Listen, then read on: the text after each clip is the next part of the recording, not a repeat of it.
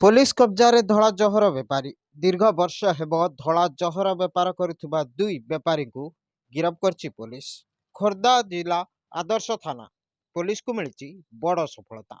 प्राय 2 जन निशा माफिया को गिरफ करने निकटर 400 ग्राम ब्राउन सुगार जबत सह नगद टंका जबत करछि पुलिस। पाखापाखि 26,000 टंका एवं निशा कारबार व्यवहृत होता गोटे बोलेरो गाड़ी जबत करा जायछि। एही 400 ग्राम जबत ब्राउन सुगार मूल्य 40 लाख रु ऊर्ध्व टंका हेबो। गड़ हलदिया निकटरे पुलिस एही निशा माफिया को काबू करने निमंते करिथिला अतर्कित चढ़ाऊ। एही चढ़ाऊ समय दुई निशा माफिया पुलिस कब्जा पड़िथिबा बेले अन्य माने खसी जाइथिले। तेबे एही निशा माफियांकर खोलताड़ करुछि पुलिस। केउठु आणुथिले एही धला जहर एवं केते दाम रे काहा पाखरु किणुथिले एवं किभଳି काहाकू ताहाकू बिक्री करथुले ताहार छानबिन करुछि पुलिस।